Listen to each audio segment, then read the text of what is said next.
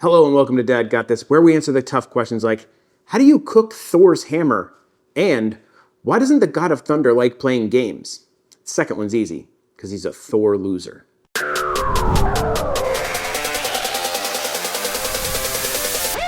Today we are cooking something I've always wanted to cook, Thor's hammer, a giant beef shank. To do it, I'm gonna use the RFX wireless meat thermometer from Thermoworks. Now, they sent this to me, I didn't have to pay for it, I don't have to send it back. However, they are not paying anything for this video. I just wanted to see how this thing works. I've been on the search for my perfect wireless thermometer and I still really haven't found it yet. I wanna see if this is gonna be a good contender. But before we get to that, we need to prep some stuff for our beef shank. This is a 6 1/4 pound beef shank from the good folks at Wild Fork Foods. Thank you, Wild Fork Foods, for providing this beef shank. Quick tip, always open up these vac sealed packages in some sort of vessel. You're gonna save yourself a lot of mess and cleaning up of your cutting board. Not too juicy on this one. First things first, we are just gonna pat this guy down. And this thing's basically ready to go. They've already done all the hard work for you. The bone's not perfectly clean. If you wanna be a stickler for presentation, we can scrape the bone and try to clean it, but I don't know if I'm worried about that. Unless you happen to have a food channel and are really worried about presentation, totally skip that step. But now we have nice clean bone on our Thor's hammer. Looking at this, we've got quite a bit of silver skin around the outside. Let me see if I can at least get some of that off. I'm not too worried about that because we are gonna be braising this later. So most of this should all break down, but silver skin's just not good in general. So I would like to get my spices to stick to the meat. Now that's more fatty. I'm not too worried about that. We'll just do a quick little trimmy trim. I don't want to take much meat off of this guy, especially not fat. Just ugly silver skin. That should be good enough. I'm happy with that. Let's season it up. We're gonna keep this really simple. We're gonna hit with salt, pepper, and dad dust. Dad dust is a 50% mix of granulated onion, granulated garlic, and then a little bit of MSG mixed in. This is a coarse sea salt. Now you may be asking yourself, why am I inside? I'm inside because it's 40 degrees outside in Florida right now. Yeah, ridiculous, right? Pretty thick cut of beef. I feel like we can get a good amount of salt on there, no problem. Black pepper.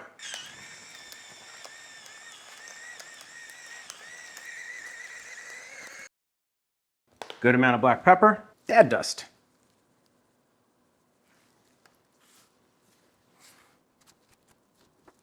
And that's it. We're gonna set this in the fridge for however long it takes to get our smoker ready. Next up, we're just gonna rough chop some vegetables.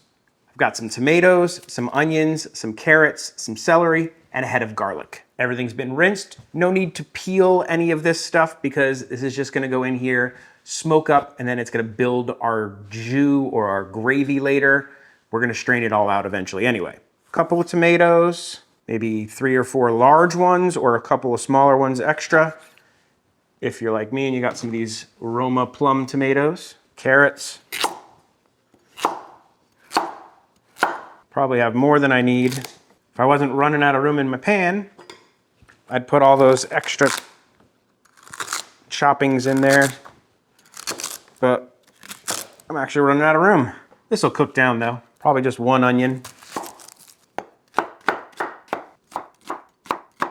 And then for the garlic, just gonna cut the top off like that, and we're gonna just stick it in there. We'll season our veg.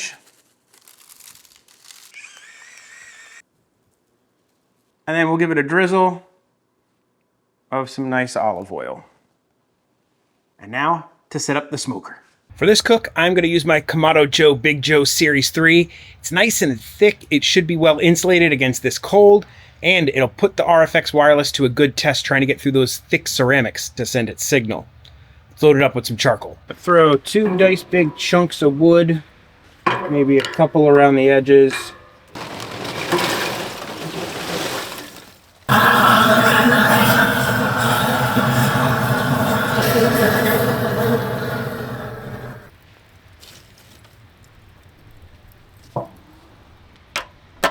Now we're just gonna let that come up to heat for like 30 minutes. According to the thermometer, it's at 500 degrees, but let's do the hand test. It's pretty warm, but not probably 500. The reason it's reading that high is because the flames are kind of coming up and hitting where the thermometer is.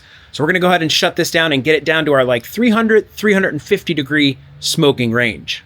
I'm setting this up as a double indirect method, which I got from Smoking Dad BBQ. You basically do the slow roller, but then you also use your heat deflectors. It helps you burn a little bit hotter, cleaner fire. We're gonna let that go ahead and stabilize, get to our temp, and then we'll throw our food on. Let's take a look at this setup. I will admit, I cheated a little, took it out earlier to charge it overnight last night, but this is exactly how it comes. You get your gateway. This is what's going to connect to the internet and help you be able to monitor this from anywhere. They give you a charging brick. I love that. So many companies skimp out and just give you the cord and don't give you the brick. The set that I got comes with 2 probes. You can get a single probe set for less money. I'll put the prices up over here. Don't forget, you also have a little antenna inside the box. This, take the little yellow cap off, helps improve range. And then here, we have a bunch of cool little colored caps. This way you can put a little cap on your probe and determine, oh, the red one was for this one, the white one was for this one, if you're doing 2 different things. Kind of cool to be able to keep track of things. Now, they say they're only good up to 600 degrees, so don't do like heavy hot searing with them. They could melt. When you lift up the box, you will get a charging cable, USB-C, a little stand for this. Now you might be saying, why do you have a wired probe? I thought this is a wireless probe. It is.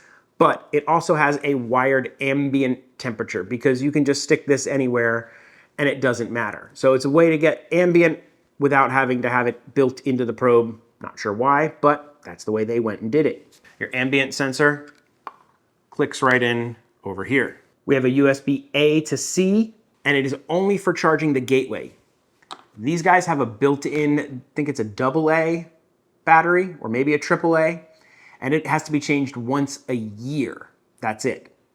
No worrying about, oh no, the probe's not charged. A whole year. Just change it once a year and you're good. Charge a gateway. Stick this in the wall. That's it. There's a little sticker on here. It says to leave it in the charging brick until instructed to do so. Step 1, it says we need to download the Thermoworks app. All right, sign up for an account, add a device. We'll add the RFX gateway. Press the power button. The LED should be blue. It is. All right, we need to put in our Wi-Fi. All right, successfully set up. Now, probe. We gotta add a device. Let's add an RFX meat probe. We gotta remove it from its charging station. 1.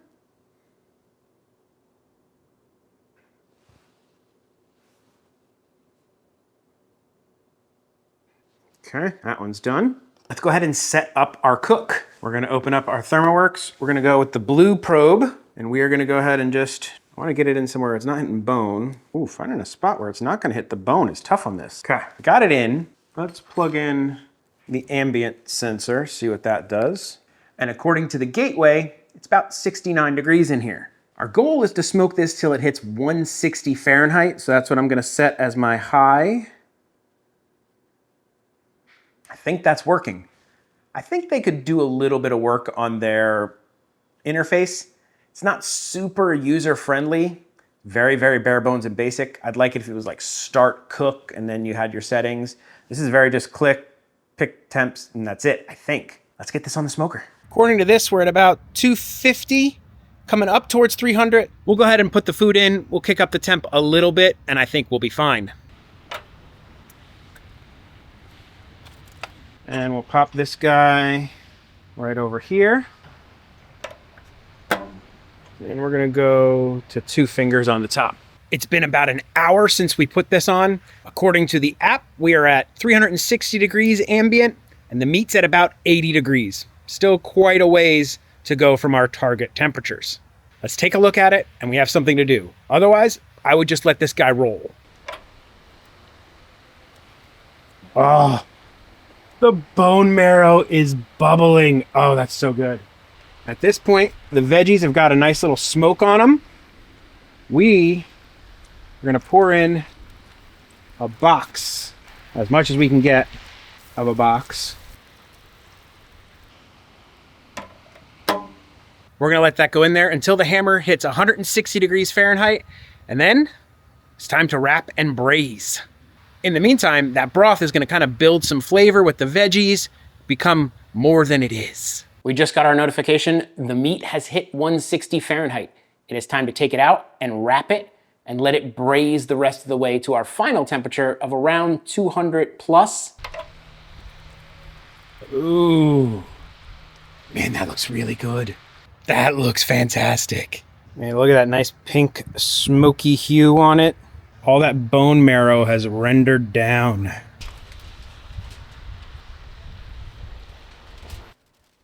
Now we're gonna take this and we're gonna wrap it. We're just gonna stick it in the oven at 350 Fahrenheit until it reaches about 205 degrees Fahrenheit or is nice and probe tender. I'm not using the grill for the rest of this because wrapped up like this, heat is heat. It doesn't matter. I'm not gonna waste the charcoal. A little while later, I got the notification, so I took the hammer out, wrapped it up to let it rest, and drained off all of that juice because we are going to make a gravy. Homemade gravy is super easy. Take a stick of butter, put it in a pan over medium heat. When it's melted, add in 3 big heaping tablespoons of flour, all-purpose flour, and just cook it until it's completely mixed in over medium heat, whisking generously. Keep cooking it until the butter stops foaming and you get this nice nutty color. Probably going to take about 15 to 25 minutes. Once you have achieved this color, go ahead and start pouring in your broth and whisking. Whisk that and cook it over medium heat for about another 30 minutes until it reduces down a little bit. And then you will end up with the most luxurious broth you have ever tasted in your life. I mean, this is a heck of a gravy. I made some mashed potatoes to go with mine, and wow, that just looks good. All right, let's slice this bad boy. See what we got. Oh, look at that smoke ring. That is amazing. It is time to give this a little taste. Oh yeah. Nice smoky flavor on there. Tender, well seasoned. Got a little bit of the gravy. Oh yeah. It's almost like a brisket. So far, RFX Wireless did really well. It's my kind of first impression of it. I do wish the interface was a little bit better, a little more intuitive, showed you a little bit more about the cook. It's very basic and very simple. Seems to be more for like pro chefs who just want to monitor their cooks, which it did perfectly. No dropouts on the Wi-Fi, everything was great. I think I need to play with it a little bit more before I give you my full thoughts on it. But initial, worked great. So that'll do it for this video. If you guys enjoyed it, please do the likey, subscribe stuff. YouTube loves it when you leave a like. I love it when you leave a comment. I answer just about every comment in my comment section.